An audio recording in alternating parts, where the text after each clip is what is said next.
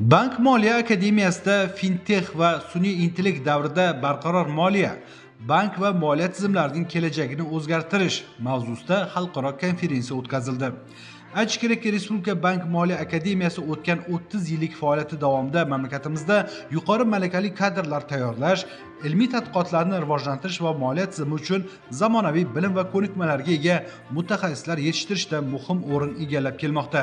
Konferensiyada mahalliy va xorijiy ekspertlar, yetakchi olimlar, xalqaro universitetlar vakillari, davlat tashkilotlari mas'ul xodimlari hamda yosh tadqiqotchilar ishtirok etdi.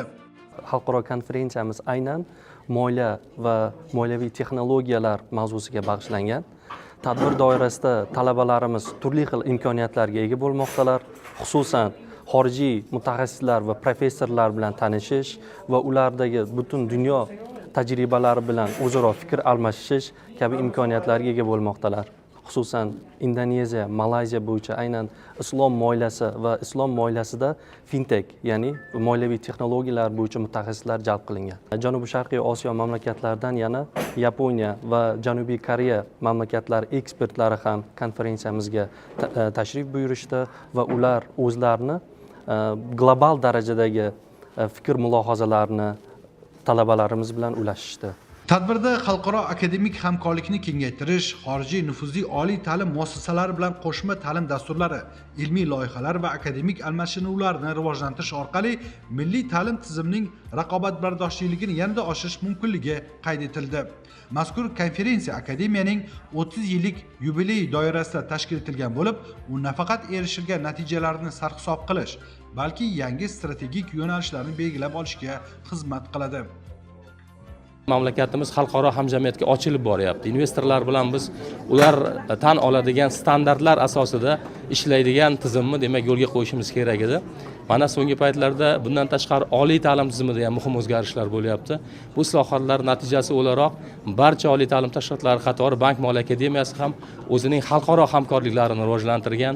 Bugunga qadar hozir bizda ikkita demak muhim top 500 taga kiradigan oliy ta'lim tashkilotlari bilan qo'shma dasturlarni amalga oshirdik. Mana bugun ham turli hamkorlik kelishuvlarini imzoladikki, bundan maqsad demak xalqaro standartlarga javob beradigan malakali boshqaruv kadrlarini tayyorlasak, O'zbekistondagi islohotlarni demak borishi, transformatsion jarayonlari samarasi o'ylaymizki, albatta bo'ladi. Shu maqsadda bundan tashqari bugun ham konferensiya tashkil qilyapmiz. Demak zamonaviy, demak so'nggi paytlarda ko'ryapsizki, davlatimiz rahbarining har bir yig'ilishida, uchrashuvlarda sun'iy intellekt masalasi ko'tarilyapti. Shuning uchun bugungi konferensiyamiz aynan sun'iy intellekt va fintech texnologiyalari sharoitida aynan bank moliya tizimida barqaror moliya masalalariga bag'ishlangan.